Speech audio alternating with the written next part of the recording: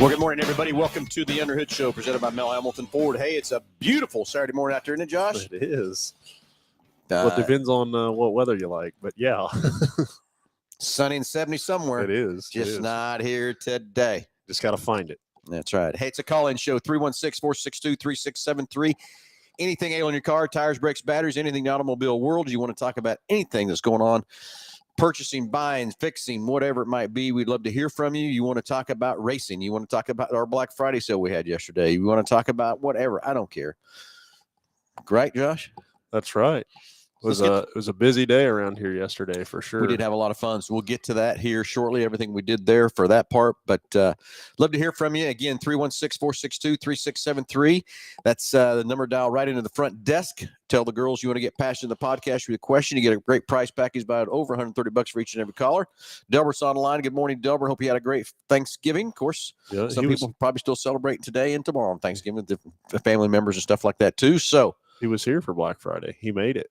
What? I missed him. Yeah. I wonder how I missed him. Well, because there was a massive crowd of people here. That's how. But I handed Delbert a ticket, and he should have gotten a different line because mine wasn't the lucky one, I guess. Something like that. Yeah. Well, anyway, Delbert, sorry I missed you yesterday. Sorry about that, but you're right. There was a ton of. I had a hard time walking through the showroom when everybody came inside after we gave away the 10 cards. But hey, Josh, as always, what's in that package? Out over $130 for each and every caller. Yeah, so give us a call today, and we'll mail you out a package. It's going to consist of the works, which is an oil change and tire rotation. We use Motorcraft oil and filter products here at Mel Hambelton Ford. While we're performing that, we're also going to complete a multi-point inspection on your vehicle, checking over the brakes, tires, steering, suspension, all the safety-related components, making sure that vehicle is ready to go for that next 5,000 miles of driving. You'll also receive yourself $10 to Mel's Diner, so you can get yourself something to eat and drink while you're here with us at the big corner. Complete nitrogen for your tires, so you get all the great benefits that nitrogen has to offer. And then a BG products package, which consists of a can of MOA or motor oil additive for your engine oil, and then CF5 for your fuel system. Again, just getting that vehicle geared up and ready to go for that next 5,000 miles of driving. All right, 316-462-3673 right there on the screen. That's the number. Dials in right to the store. Tell the girls get past you, and we'll get your question and get you that great price package and everything else too. The only show I know you get paid to call in on. So anyway, let's get the phones ringing, and I've got a lot of things to talk about yesterday and everything else too, but got a real quick question coming in on the chat line already from Andrew. On my passenger window on my 19 Ranger, the tiny, I think you mean there is a tiny bubbling. Is that common, or what's causing that? So what I'm thinking, he's got a little bubble, and I'm wondering if it's tint. That's what I was wondering too, if there was tint. It's not on the it, glass itself, Andrew, but that someone's actually tinted the windows and you got a bubble in the tint is what I'm guessing. Now, I guess it could be another bubble of the glass delaminating or something. I've not seen that for years because of how quality the glass has gotten. And it's not something that would have. Oh, so it is tint. Yeah, occurred over time. Yes. Okay. He just put another question out. The tint on the passenger window. Yeah. And what's happened there is maybe it had just a little piece of dirt or just didn't seal quite right or whatever. Maybe had a little moisture, too much moisture under the tint, or didn't dry out or whatever, or just didn't seal off or whatever from that tint. Sure, right. But it's very easy to fix. I will tell you that, to fix that bubble and everything else too from that part. So they'll end up just stripping it and retinting it. Most likely, yeah, most likely. He says it's factory, so no one's put any tint on it, Andrew. You don't that you know of. So we'll let him see if he can answer back to that question. But I still think it's got tint on that window. But Andrew, you know what? We will take a look at it for you, because that's probably the best thing we need to do is see it. I was going to say, if he just wants to swing in and give us a visual on it so we can look at it and see exactly what's going on with it. Yeah, I think that's going to be the best. But I still think, Andrew, you got someone's put tint on that window and come off of what's happened. So we'll take a look at it.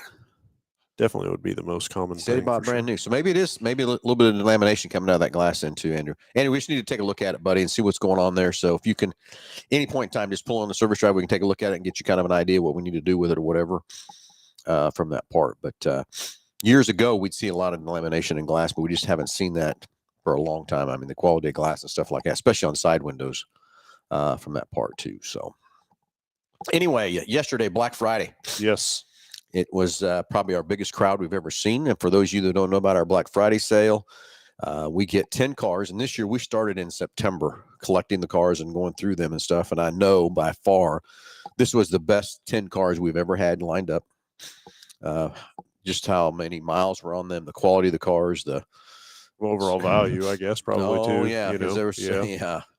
But anyway, everybody just had to be in line by 7. And we drew, we gave everybody a number at 7 o'clock. We went back through the line and gave everybody a number. Then we started drawing the lucky 10. Had a great crowd, had a great fun and stuff like that. And got rid of those 10 cars pretty quickly. Of course, there's always about 30 minutes and they're gone. Just excited for those people. A lot of people excited to get them and stuff from that part. And it was cool. Yeah. Cool to see those cars. It's a really, truly Black Friday sale. It is. Yeah, it is. For sure. You guys had 10 oil changes for 99 cents for the first 10 in the line over there. And I know Quick Lane was crazy busy yesterday. Yeah, they went like hotcakes. So, yes. So anyway, Black Friday was great. And we're on to, what do they call it today? Isn't there a special day? I think Monday is Saturday? Cyber Monday, Yeah, right? Monday, Cyber. I don't know. How about it's the Saturday after Black Friday? I think it's true. It is the Saturday after Black Friday. You are right about that. It might actually be something. Is it Small Business Saturday? Maybe. Is that what the deal is? I don't know. Who's got that answer? Yeah. Who knows about that? I think there is a what small. What is the day after Black Friday? There is like a Small Business Day. It could be. I'm not sure what today is or whatever either. But so if you missed our Black Friday, hey, sorry. But it is a lot of fun and everything. It has a little chilly and stuff. It was great when I pulled in yesterday. I pulled in right about 6 o'clock yesterday, and the crowd was all the way. The line was all the way down the front of the building and all the way to the back of the building. But I do think. Did you count how many numbers? So I had started with 700 tags, and we went through just about all of them. It was pretty dang close to 700 people. It'll be fun too. Well, we had our drone flying yesterday too. It'd be fun to see the footage of that, of how many people were here. But I do know when we opened the doors of the showroom after we gave away the 10 cars and came in, because Lisa had the black envelopes full of cash. We drew for those off those same numbers. I could hardly walk through the showroom. I mean, it was that packed and everything else too from that part. So great fun, great time out here at the big corner.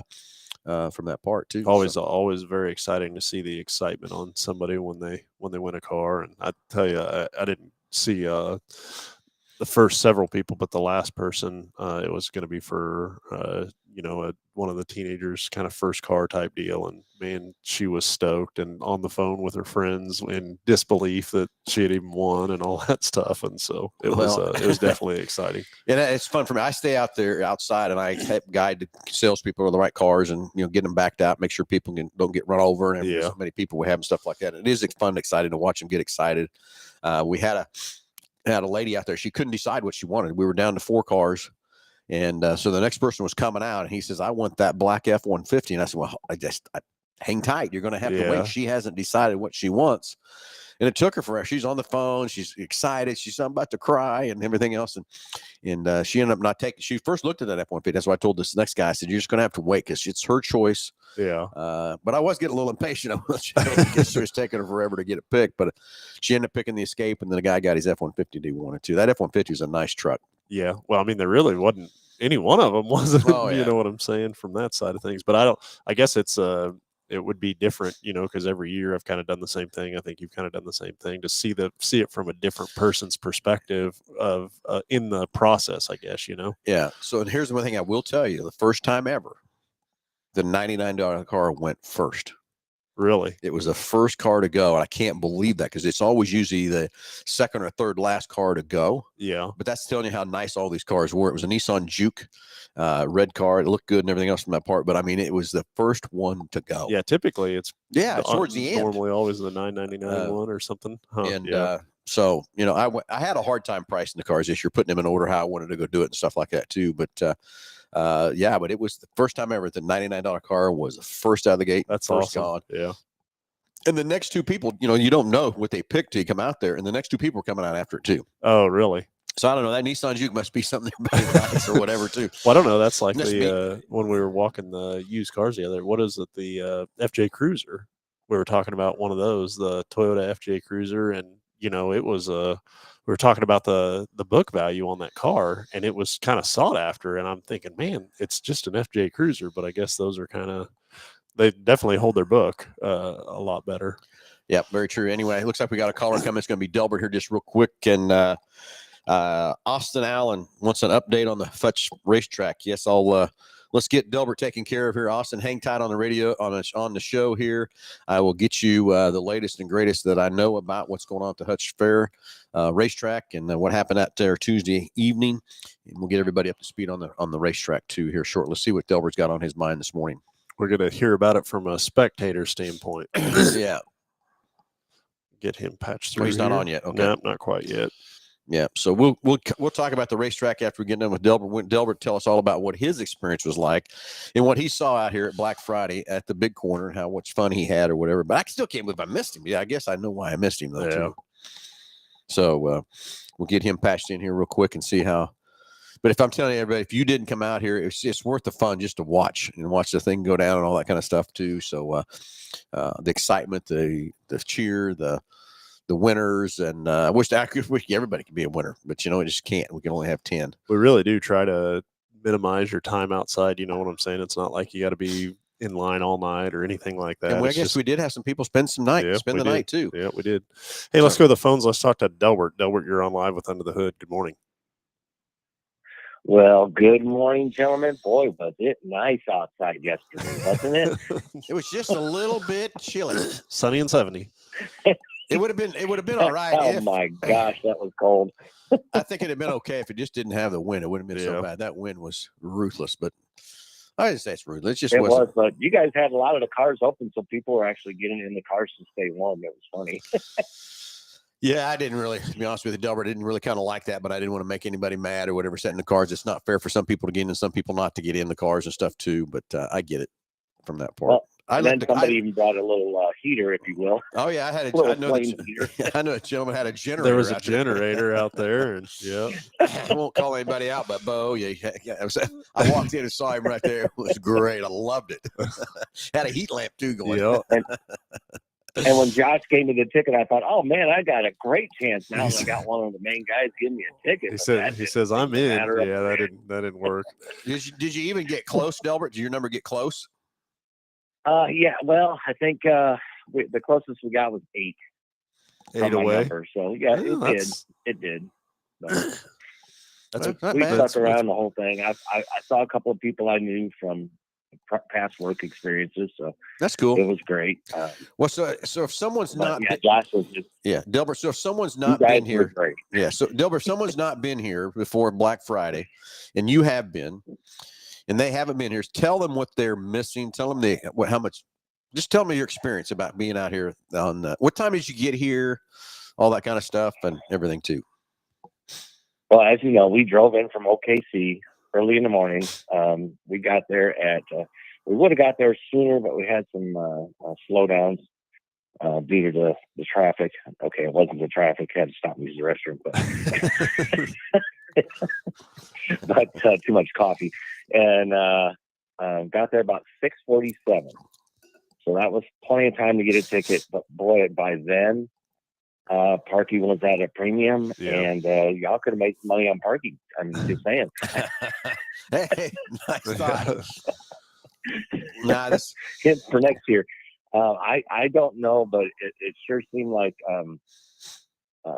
outside Lisa was kind of a little disheveled by the amount of people. Maybe there was a lot. There was at least 1,000, which is probably the most I've seen, and this is my third time going. Not third year in a row, but third time coming. And yes, I haven't won at any point, so none of the cash prizes, none of the cars, none of that stuff. Got nothing, but that's fine. I enjoyed it. I brought my wife. We had a good time. Saw you guys. We're not crowd people, so in the building, which I think I heard somebody say, I think we're over our capacity. No. We're fine. You are. We're fine.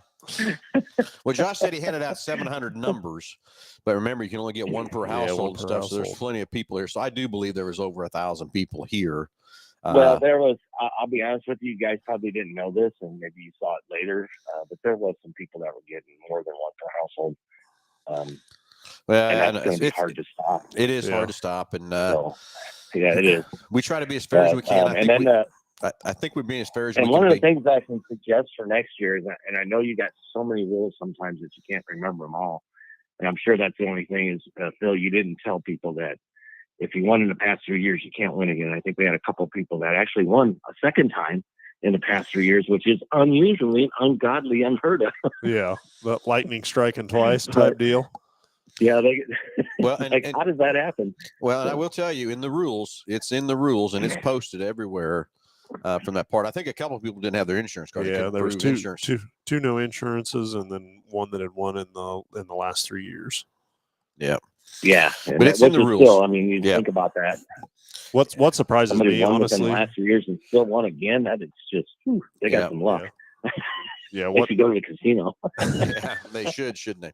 What surprises me on that deal, we talk about insurance all the time, and then how long it takes people to gather up insurance when they actually do win. And I'm sure it's just the fact that they think that they're not going to win, and so then when they do, it just kind of comes as a shock, and then it's getting in gear from there. But I had one that could not provide any insurance, and one that couldn't provide a valid, so it had expired from there. So, and you guys hosted a great show yesterday. It is the best time to go. I mean, of course, we'd love to have better weather, but nobody can control that but God. Sure. So we do our best to enjoy it, to endure what we have to. And isn't it somebody's got to get up on the roof here soon? That's coming. Who's got to get up on the roof? That's coming. I think it's next week. Isn't it? It is next week. I hope it's nice and cold out there for you, sir. Thanks, Delbert. I really think he said he hoped it was really warm. That's what I thought I heard him say. I wasn't quite sure, but I think that's kind of what he said. So, next Saturday, we got these weekends are running together too fast, too fun, and everything else, too. But, they're going up on the roof next Saturday. Oh, yeah. Didn't think about that. So, toy drive for the Salvation Army. So, our annual toy drive, I've been doing this, I don't know how many years. We need to check that out and everything else, too, how many years I've done that. So, I think I started in 2009. I think was my first year going up on the roof. So, wow. It's crazy. 14 years. It's a fun time. Years. You guys do a great thing there as well. So, I mean, there's a lot of things that I don't think people understand what Mel Hambelton Ford does for the community. And you guys are just awesome. And that's why I come back. I know I don't live there anymore. It takes me 2.5 hours to get there, but it's so much fun to go up there. And every time I come up there, even though I haven't bought a car for years there, I think my last one was my daughter.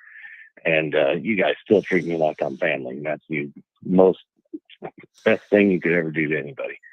And I think that's one of the things that keeps people coming back to your dealership. Well, Delbert, appreciate that. And yes, everybody know we did not pay Delbert to say that, okay? No, they did not pay me. I got nothing. I spent money to come up there and didn't do anything. But, a little disappointed in that, but that's nobody's fault but, God. Yep, I get it, buddy. Get it totally. Well, Delbert, again. I hope nobody gets sick from being on that cold weather, but it was great. Okay, so I'll go to a car question.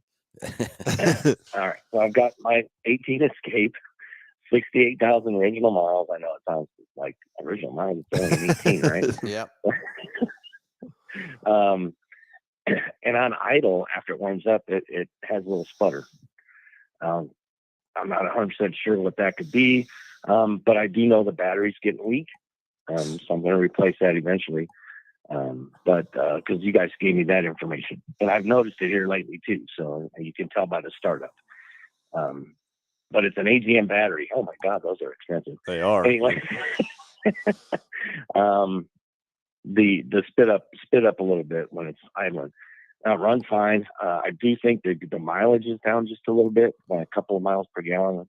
My wife drives it more than I do, so not sure if it'd be plugs, maybe running some more fuel additive to it from BG Products. Another plug. Yeah, that's the first place I was going towards. Effect. Yeah, the fuel system getting a little bit clogged up because she drives it every day to work, which is about 4 miles one way, and then she'll drive it back for a few miles more. So it does get driven enough that it shouldn't be an issue. But the problem with only driving something, what could be causing. Yeah, the problem with only driving something 4 miles and then shutting it off, and then 4 miles and shutting it off, is it never gets to operating temperature really, and so it's not able to burn off that moisture or condensation within the engine, and so that's when you drive something short trips like that, that's why, it's always better, or you get longer distance out of something that's more highway miles than in town or short trips like that. It still used to always blow me away. I drive my demo from here to Hutch, 50 minutes. So it's good and hot in 15 minutes, and it had all time to boil that out, and then I'd back it out of the garage the next morning, and the condensation would be pouring out of the exhaust already. Yeah. That just shows you how quick Yeah. that stuff builds up on initial startup, and does that for these things. And Josh is right. These short trips are so detrimental, and it shortens your life, your service interval, drastically by doing that. From that part. So, but definitely, yeah, plugs I think would be a good thing to look at for that thing. The other side of it is the compression restoration, the GDI service with those lower tension rings in it would be certainly a service that I would recommend on that thing with the shortest, or with the shorter ignition intervals with that thing. Would be something to look at as well. So, yep. Okay. I was able to find a way to turn off the start stop feature, so that doesn't work, even though it says it does. But yeah, there is a way, folks. Just saying. Oh yeah, there is a way to shut them off, and I get that too. I will tell you, Delbert, these newer vehicles, like the F-150 I'm driving today, it's a 23, and I don't even notice it anymore. It shuts off so nice and easy, and it starts up so nice and easy. You don't even feel it anymore. Now, years ago, yeah, I get it. You feel it shut off. You can feel the engine shut down, and then you feel it crank up and go. But boy, I tell you, today, the technology, these newer trucks and vehicles, you just don't even notice it's there at all. Well, I think one of the things that I had an issue with my 2020 and the flex plate you guys know about. Mm-hmm. So the auto is just something to mention. The auto start-stop technology, starting and stopping that vehicle all the time using in my year, I'm not sure if it's still doing that in the newer years, using that flex plate as a start and stop thing. I feel that could have been something that is what causes it to degrade and eventually break. Oh, it could be. I mean, there's no doubt it probably is from that part. So, well, that's something we need to strengthen, And I know that when I had mine changed, I asked if they changed the part number, and I think it was Josh who checked into it, and it's still the same part number. But that doesn't mean it wasn't changed. It just means that they kept the same part number. So, Josh, you can kind of tell me too. I mean, we years ago, man. I mean, I remember overhauling starters, fixing starter drives, and all kinds of stuff. We just don't see a starters anymore like we used to. And I don't know what you see about the flywheels. I mean, was Delbert kind of a rare situation, or do you see some I don't see this every day like you do. Yeah, I would say as far as again, the number of vehicles that we see, flywheels aren't really a thing, but I would say the odds of putting a flywheel in over a starter is probably more likely that we'd replace a flywheel than a starter. Man, you just don't get to the point where you replace a lot of starters or alternators or really water pumps. I mean, I can just think of years ago that's what you did. It was pretty common. Water pumps were a big issue. They disintegrate with the antifreeze and or degrade, or I don't know how you want to word it, but corrode, fall apart.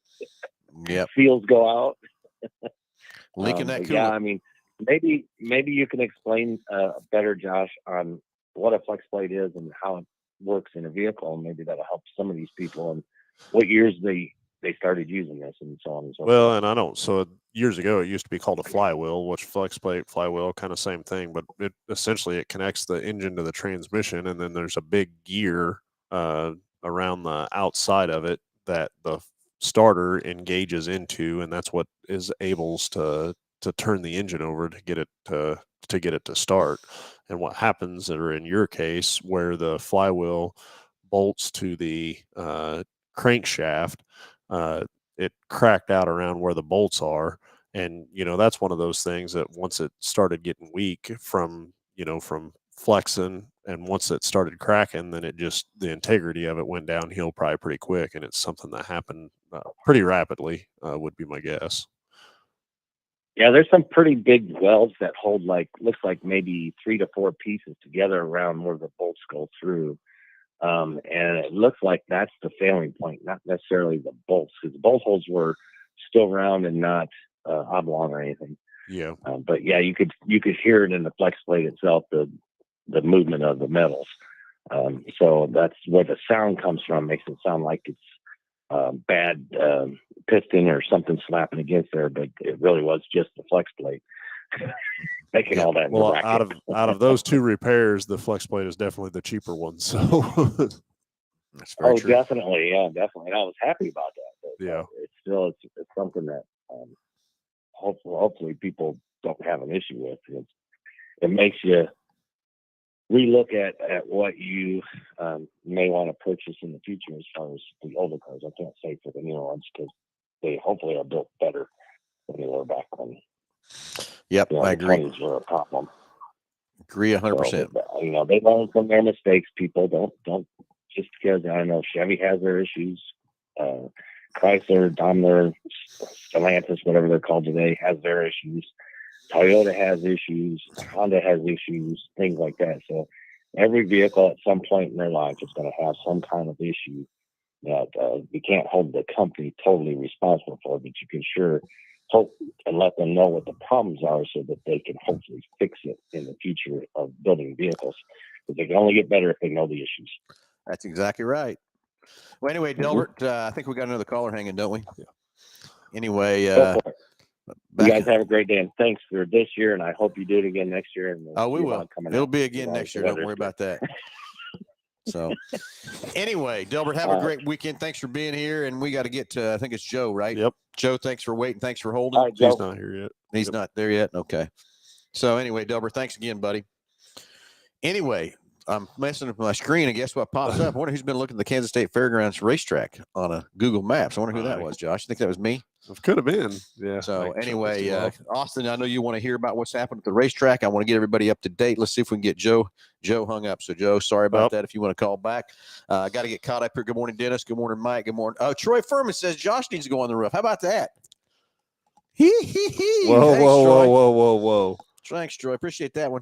And good morning, Billy. So anyway, there went the screen. So anyway, we'll get some up to speed here on the Kansas State Fairgrounds. We went over last Tuesday. I was hoping that we were going to get an answer from the Fair Board of an approval to go ahead and start moving forward with us promoting the racetrack for next year. So basically, everybody, what you want to know, get things caught up here is the Fair Board about approximately a year ago voted to basically do something different than have a racetrack at the Kansas State Fairgrounds. A lot of people excited. A lot of people got disgruntled with that situation, and everybody's went to work on trying to how to reconvince the board to change their mind. And Billy says, yes, Josh on the roof too. So thanks, guys. There we go. Josh on the roof. So anyway, if you're going up, Josh, I'm telling you, I hate to say it's going to be super cold. Yeah. Okay, I need to stop talking because I'm going to be in trouble here. You are. I'm going to be in trouble here in just a minute. So anyway, we went over. I presented my proposal on October 31st like they wanted for the deadline. I really, truly believe it's a great proposal I put together. To me, there's no risk for the fairgrounds whatsoever. I want to let them I told them, let me run it for a year and let me come back. I've set up a whole complete company and everything to mount it to the expenses and everything else too. And if we can get Joe back in, we'll get Joe passed in as soon as we can here. If he does get back in or not, I'll stop talking about the fairgrounds and we'll re-get Joe on the line here too. So anyway, so we did a proposal. I presented it a couple weeks ago on, I think it was the 4th. We went back hoping to get an answer last Tuesday. And the first thing out of the barrel is one of the board members wants to postpone it to January 9th. He wants more time to review and do things with that. Yes, I was very frustrated because I need to get going. I need to start working on the track. I need to start working on sponsors. I need to start working on other sanction bodies other than IMCA to come in and race. I've got sanction bodies calling me wanting to come to the fairgrounds and race. In July, it's the 50th anniversary of the big fire. Yeah. We were up in Speedway Motors last night for the banquet, not the banquet, for a reception time for the IMCA banquets happens tonight. And we actually got to see the pictures again from 1974 at the fairgrounds. And I'm telling you, every time you look at that picture, you see the big flames and fire and how crazy what happened. It is crazy. So we got sanction bodies wanting to celebrate that 50th anniversary of the big fire at the fairgrounds, everything else in that part. But I can't say yes to any of them until I get an approval. So now they've made up a ad hoc group of about, I'm going to say there's 6 or 7 of us on the board. At least I'm on the board. to go back and have a couple meetings before January the 9th, because that's how long they asked to postpone it. And we'll have a couple meetings with these 6 or 7 people to go back and present to the board again why or why not. But I'm saying we need to be racing on that racetrack. I don't want to see the racetrack go away. I know there's a lot of people that don't want to see it go away. So this ad hoc groups committee will meet. Several people from Hutch that's on that board. Joe here? Yeah. Okay. I'm going to interrupt there. I'm at the ad hoc group, and let's go to Joe. Joe, you're on live. Hey, good job, guys. I like listening to the show when I can. Thanks. I have a new F3 or F250 Ford, and it's kind of a cheaper model. And I called to have my Sirius radio switched over from my old one to my new one, and the new one doesn't have, it's not Sirius capability. So is that easily changed, or I'm kind of surprised? Yeah, it's a brand new truck that you're in now? Yeah, it's a fleet truck, so it doesn't have a lot of the bells and whistles on it. Yeah. So Joe, basically, the easiest way to go about adding the Sirius XM to that truck would be with an aftermarket system. So it can be done, and it would still use the factory display or so everything would still look factory on the truck, but you would be adding an additional module into the truck that would be aftermarket. Would be the easiest way to do that for that vehicle. To do it from the factory, or to put the factory components in that truck, one, the expense of it, but then also the ability to program all those modules, it wouldn't allow it, just because that it has VIN specific information or data in there, and so every time you would go to program one of those modules, it would know that it was not equipped with it from the factory, and so it wouldn't allow you to do that. But it's certainly something that that can be done. We can get you a price on what it would take to add the aftermarket module. They're relatively it's relatively feasible from that side of it. So. Well, do we lose Joe? Or maybe we lost Joe. Who knows? But Joe, I hope you heard that. I hope you got the comments down there, what we can do, but it is an easy fix. A couple $100, Josh. Yeah, I don't know. I'll get his information, and we'll give him a call and let him know what it's going to take to get that thing fixed up with that satellite radio, because that is, especially if you're traveling, or sound like maybe it's a fleet truck. So I don't know if you do a lot of traveling or not, but that's definitely something that's very convenient to have in those situations for sure. Yep, exactly. So, okay, so let's roll back to the racetrack. So basically, where I left off at is one of the board members at last Tuesday made a motion to postpone it to January the 9th. And so now we've made up, they asked for an ad hoc group to put together. It's 6 or 7 or maybe 8 of us on there. I'm on the board. Several Hutch community people are on the board and stuff like that too. We're going to meet a couple times, I think, before January 9th. And there's a couple board members on the board too, and talk about different things. I really want to know what this board member has to offer for why he wanted to postpone it, what his questions are, or what his concerns are, or whatever about racing. I'm proposing a 1 race a month starting in March, if weather permits, all the way into October, if weather permits. This year in November, we could have raced in November, Yeah. I think, but you never know. Every year is different on how that's going to work. And like I said, I want to do a 2-day event in July, just because that's the 50th anniversary of the fire, and a lot of people involved in that are asking for that. I've got a huge sanction body that wants to come race that weekend to celebrate it. But now that I'm postponed to January 9th, I can't commit to these sanction bodies. I can't commit to any sponsors. I can't commit to anything going forward. I think we'll get it approved. I think we'll be okay. I think the racetrack will move forward. But I don't know. But I can't go out and make commitments to other people on a whim that maybe it's going to happen, maybe it's not going to happen. Yeah. But I still want to talk to some people and stuff too.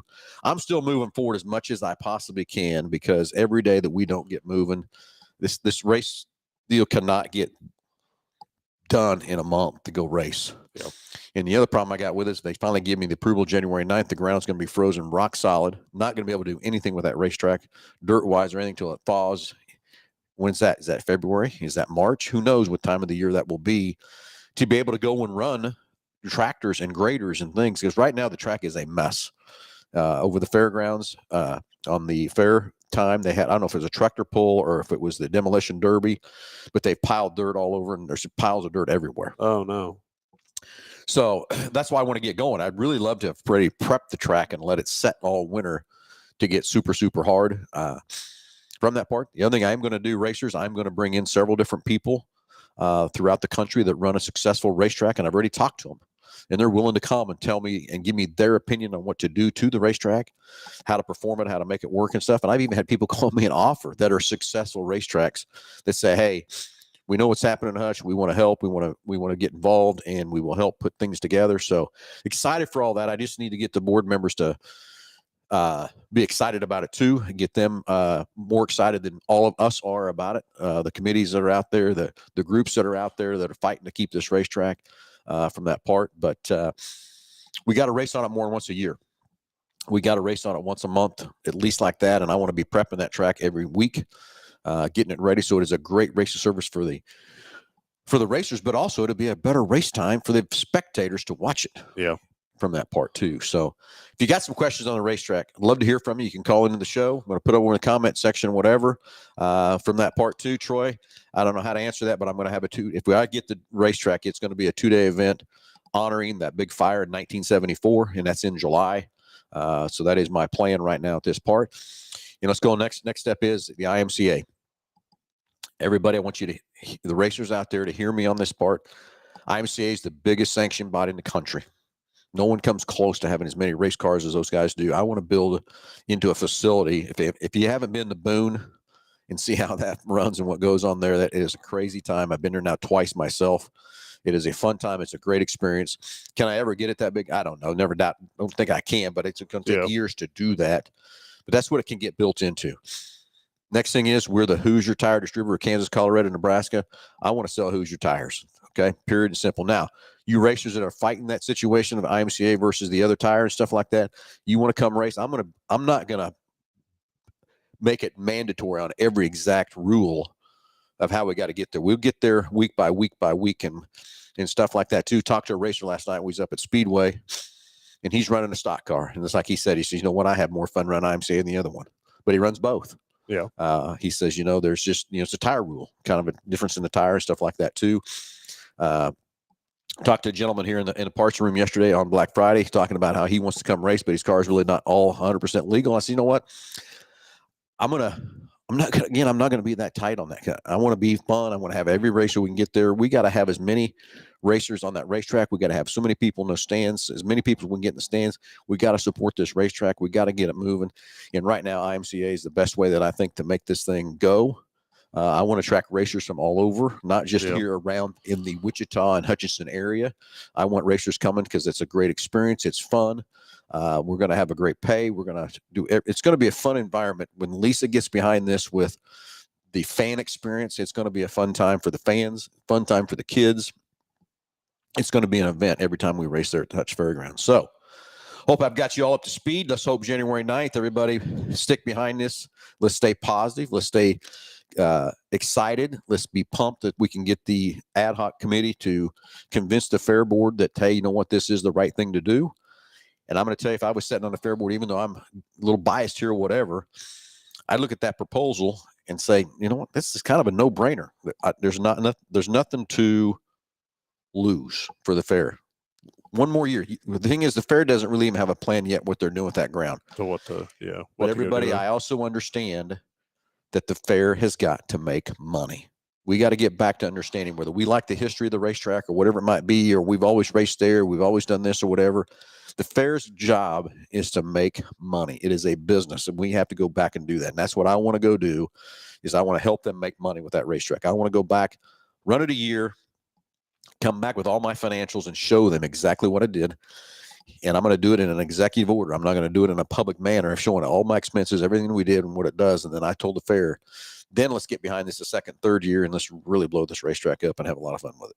So love to hear some questions. Love to hear some comments, whatever it might be. 316-462-3673. How about that? Just like that. Just like that. So I hope I get you all up to speed on what's happened at the Hutch State Fairgrounds, and hopefully we can get this ad hoc committee together and convinced a couple board members on there that it's a good thing to go do. I think we can as a group. But everybody out there fighting this racetrack, I'm asking you to be positive, to be pumped, to be ready to go. Show different things on Facebook that you want to see that are positive about what we can do with this racetrack and the things that's happened to that racetrack, and so we can convince these board members in a positive way of making this a great, fun environment and keep this racetrack racing for many, many years. I mean, it comes down to the fans and the spectators, and the sport that they put behind it will determine the long-term outcome for sure. Well, I kind of said that too Tuesday on the deal, and I kind of got a little criticism for that too, but I am serious about that. You all want the racetrack. Now, if we get this done, it's also, what are we going to do with, how are we going to support it? We have to go support it. The fair board can't support it. Sure. Us as spectators, us as racers, all that, we have got to go support it. So I'm just saying that is what it is. So anyway, 316-462-3673. Love to hear about anything that's going to happen there whatsoever too. And Ethan, curious about the Nationals. That's a whole different ball game there too, Ethan. And like I said, July is the 50th anniversary of the big fire. I am planning a 2-day event in July. Got a couple of different sanction bodies that are willing to come race. It'll be a great spectator time for those people to come watch those hot rods that I got planned. I hope I can get that still in place by January 9th. I'm going to make a phone calls next week to still kind of keep the hook out there for them and let them know where we're at and what's happening. But we'll see what happens. We just got to get this ad hoc committee to convince everybody to go. So any other questions, comments, whatever, love to hear from you. 316-462-3673.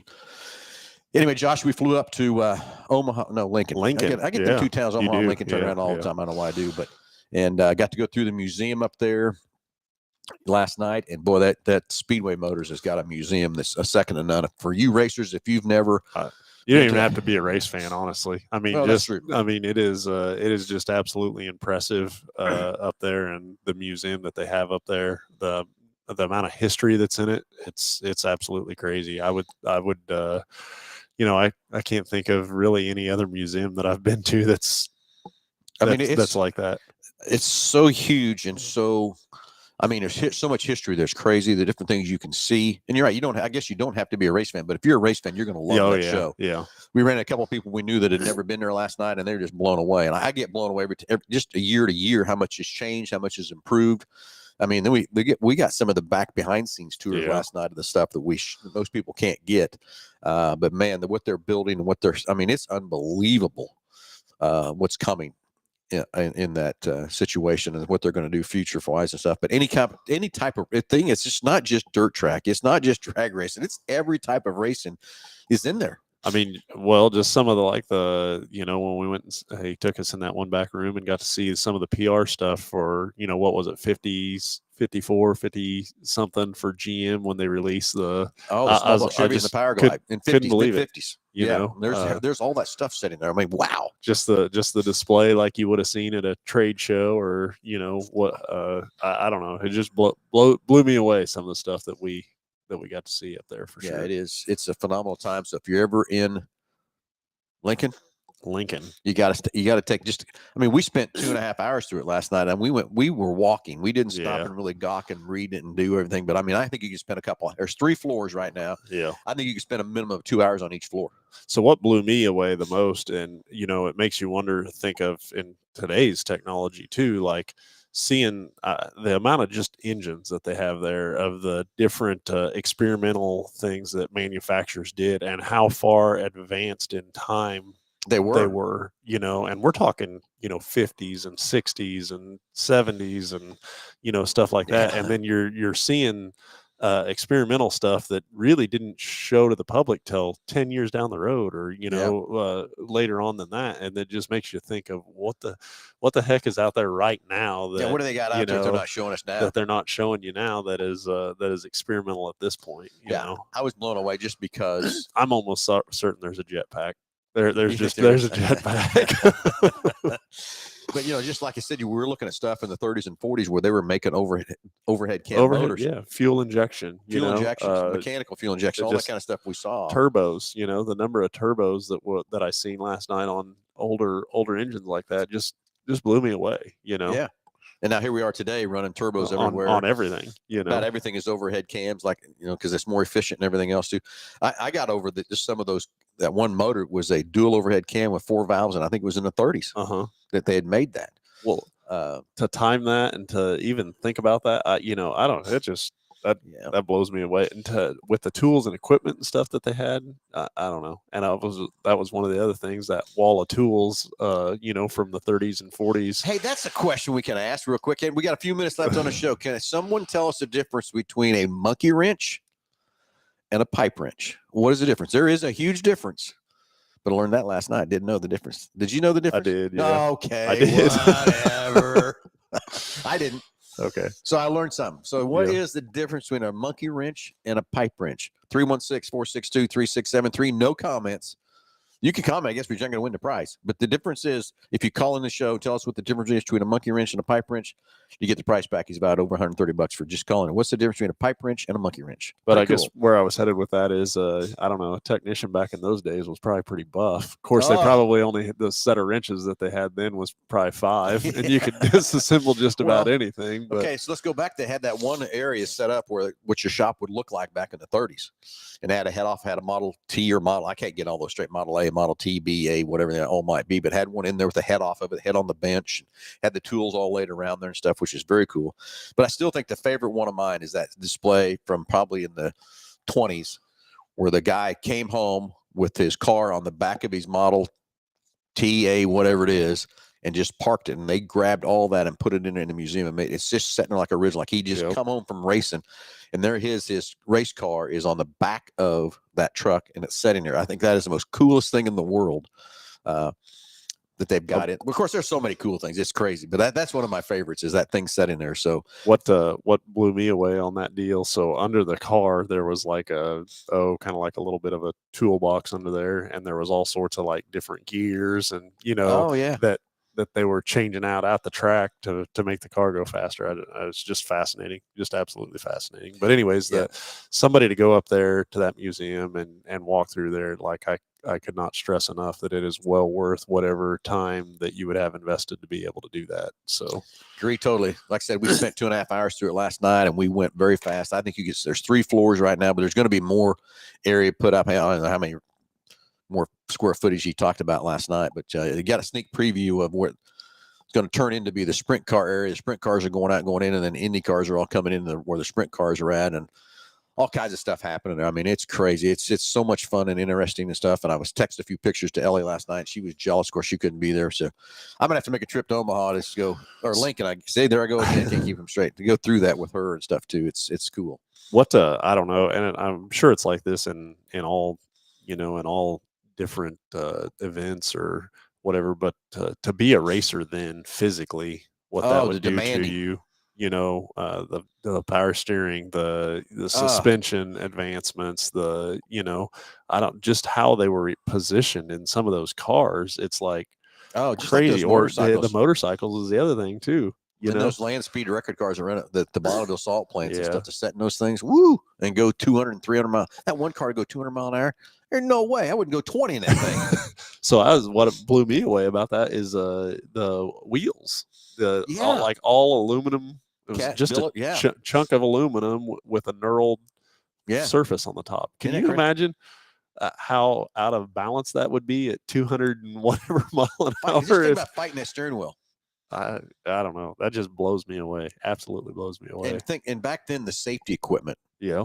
The helmets, the goggles, the fire suits. I mean, because the fire suits didn't really come into play until after that fire had hutch. Yeah. Well, I don't know how many cars or whatever that the drive shaft was running right down through your leg. Right down through the middle of your leg. Yeah, exactly. Hank, we got another caller line. We get on real quick. We got a few minutes left on the show. What's the difference between a monkey wrench and a pipe wrench? So that's what we got coming on the phone here. We'll see if this is the question. What is the difference between a monkey wrench and a pipe wrench? And Josh, of course, knew the difference. Greg's got it. I answered his question. Yeah, well, okay. I think you just got lucky. Oh, okay. I think you just got lucky, Josh. Gotcha. Okay. Greg's got it. I can tell in the text. Well, let's find out. Let's find out if he's got the right answer, if he's got it or not. It's going to be interesting to see if he's got it. So next Saturday, you're on the roof. God, You I know can't believe that, that's right? already here. It is right around the corner. Yeah, it is coming. So we'll get Greg on the line here, see if he knows the difference. Josh, you're gonna have to get technical since you know the answer. Oh. All right, Greg won. Greg's not coming through. Where's Greg? Anyway, just a few minutes left on the show. We'll get Greg passed through here for real quick. And again, thanks everybody that come out to the Black Friday sale we had yesterday. It was a lot of fun, exciting, always true. Again, next Saturday, boy, we're going up on the roof, save some toys for the Salvation Army. I think this is going to be year 14, I think. Maybe it's 15. I think it's 15 because we counted up 9, 10, 11, 12, 13, 14, 15, 16, 17, 18, 19, 20, 21, 22. It's 15 years. It's crazy. 15th year to go up on the roof to save toys for Salvation Army. So it'll be great next Saturday. Get your toys, bring them out, new unwrapped toys, and we'll get them over to the Salvation Army for you and stuff. And I'll go on the roof till we fill up them F-150s full of toys. So I guess Greg's not coming through. Yeah, not. So anyway, Greg Murray says it's not him, so it must be a different Greg or whatever too. So anyway, I guess nobody knows the difference between a monkey wrench and a pipe wrench. So since we're running out of time, real quick, again, thanks everybody coming out to Black Friday sale. Hope I gave everybody a good update on the racetrack, what's happened over in Hutch. Number 2, BG Products. They help us keep this show going each and every week. And of course, it's just a great partnership we have with those guys over at BG Products. And we talked a little bit about Delbert, some of the situations with his car. If you want to keep your car maintained and running many, many more miles than what it's designed to run and do, let us help you with the BG Products. Let our service advisors help you set that up. Big Corner Creative for all your advertising needs. Say anything you need for your business. If you need a web page design, anything to advertise your business, help, direct mail, radio, TV, newspaper, which might be what your choice is, or if you need a vehicle wrap, windows wrap, race car wraps, whatever it might be, window tint. And like Jesse says, just Google us. And then, of course, I hope everybody's got your reservation with Stan and go inside Mel Hambelton, go to rent. We finally got Stan's fleet back up again, and he's got a great fleet of vehicles, but I still would get a reservation if you need something bigger to get to Grandma's house for Christmas and the holidays and stuff too. So I guess we missed Greg. And okay, hold on. I think we're going to get Greg through here because I'm going to have Josh tell everybody what the difference is between a monkey wrench and a pipe wrench. But maybe Greg's going to be on here and he'll be able to tell us what is the difference. Maybe. All right, let's go to the phones. Let's talk to Greg. Greg, apologize about the delay there, but do you know the difference? Yes. Have you got a call yet on it? You are the guy. You have the answer. I can feel it. Okay. The monkey wrench has smooth jaws, and they're fixed. They slide back and forth. Where a pipe wrench has teeth on the jaws, and the outer jaw has some flex to grab onto the pipe. You get that off of Google, Greg? No, I grew up with a monkey wrench. No, I think Greg's probably used a few of both the pipe wrench and the monkey wrench. Yeah. Haven't you, Greg? Yeah, I sure have.